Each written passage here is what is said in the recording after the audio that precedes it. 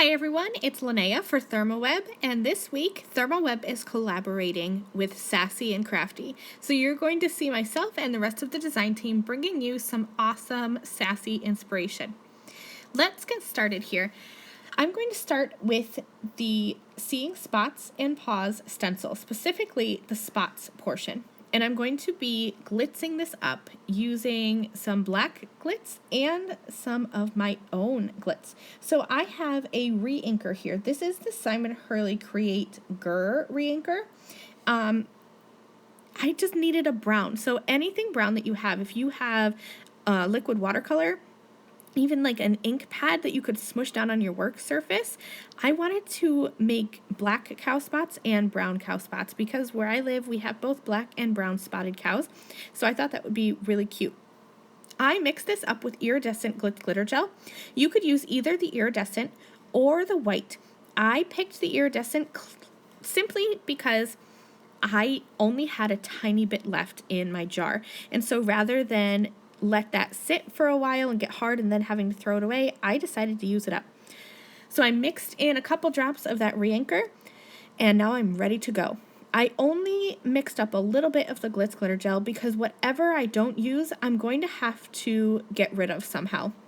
You can't put it back in the jar because it's a custom color.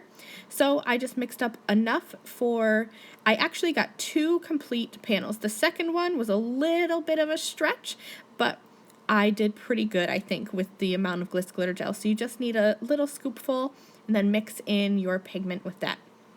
I'm using my stencil pal and spreading that custom color glitz all over that Seeing Spots and Paws stencil. And now let's do it again, but with the black glitz glitter gel this time. I'm using my brayer to adhere the stencil onto my cardstock. That's just a little trick that I use. I sprayed the back of my stencil with pixie spray, and usually I say to push really hard on your cardstock and get that to adhere really well, but a brayer just seems to be quick and easy, and it's easier on my fingers. I'm using my stencil pal once again just to spread that black glitz glitter gel across my cardstock panel, and then I'm going to just give it a quick wipe once I think all those spots are covered, just so that I have an even application and it'll dry nice and quick. I'm going to peel back this stencil and look at this. Isn't it so cute? I love cows, and this spotted stencil is just amazing. So I will put both of my stencil pieces aside to dry. They only take about 30-45 minutes to dry, so by the time I'm done coloring my images, my backgrounds are ready to go and I can complete my cards. I'm using the Have a Cow stamp set from Sassy and Crafty. I'm just going to use one of the cows. Even though I'm making 2 cards, I'll use the same cow on each. There are 2 different cows, but I just love this cute little one that's sitting on the ground. I think he's adorable. I'm going to stamp him and then color him with some Copic markers, but I am leaving my stamp in my MISTI. This is a trick that I do all the time off camera, but I thought that I would keep it in the video just as an added little tip for you today. So I stamped it with a Copic safe ink, and I left my stamp in the MISTI so that once I'm done coloring, I can come back and stamp again and really darken up those lines so that any of the black lines that kind of got dulled or colored over with my markers, I can bring those back to life. Let's start by coloring the black spots on the cow. For that, I have a bunch of cool gray markers. You could use neutral grays, but I prefer the cool grays. I just like them a little bit better. So I started with C9 and just added some shadows, and then I'm coming in with C7 and pulling out those shadows a little bit and just starting to fill in the dots just a little bit. Next I have C5, and I'm going to pull those shadows out even more, filling in a little bit more towards the center. And then once I'm done with that, I will color all over the spots with my C3 marker. The C3 marker is a medium gray color, so it's nice because you're going to have that highlight in the middle of your black, so it's not just a flat black color, you have some dimension and shadows. I did the same thing with the other cow, except coloring him brown to match the brown background. Now I'm going to color the body of the cows with white. So for whites, I do the same thing as I do with grays or blacks. I don't come in with a straight color. I come in with multiple colors and build up shadows and dimension. So like how I did with the black, I added some dark grays and some lighter grays. I'll do the same thing for white. I'll start with C3 and then use C2 and C1 to blend out the color and create my white cows.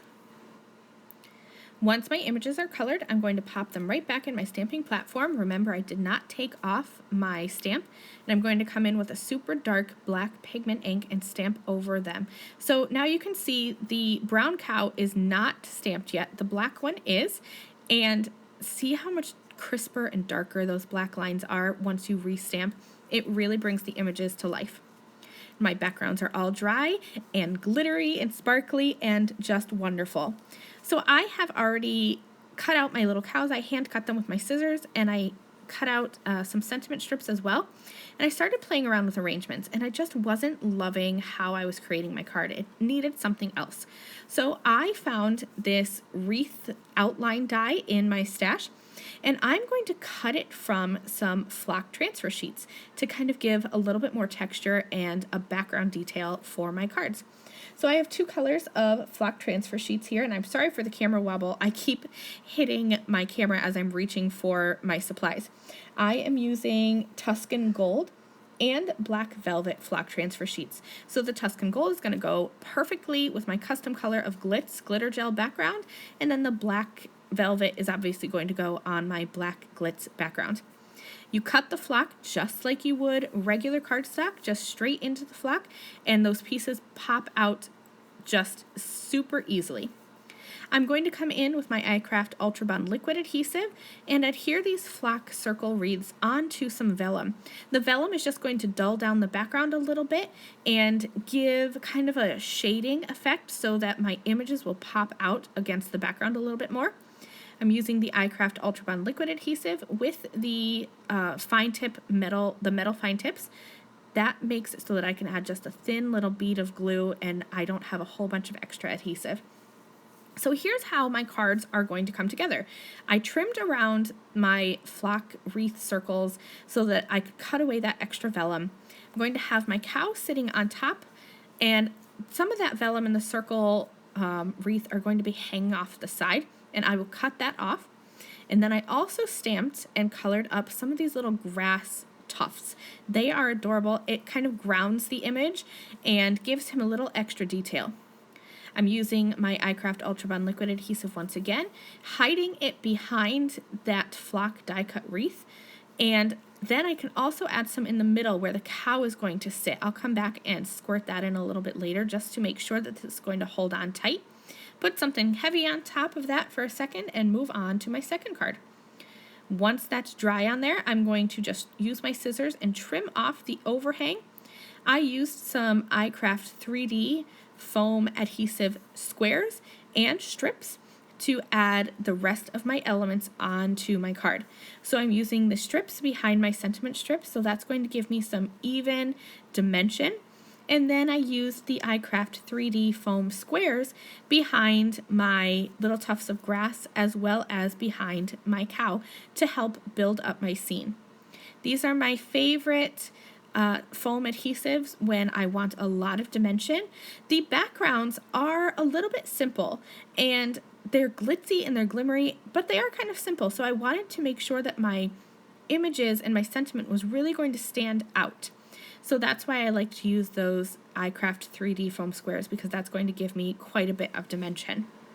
I will repeat everything I did on the first card for my second card, and these two cards are done. So I hope that you enjoyed this collaboration between ThermOWeb and Sassy and Crafty and picked up some tips and tricks along the way, and that you will try combining custom colored Glitz glitter gel with some flock.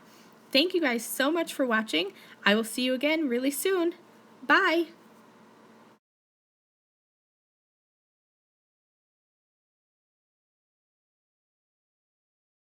Thank you again very much for watching this video. If you liked this video and you'd like to see more from me, please hit that subscribe button that is on the screen now. And here are a few other videos that I thought you might enjoy.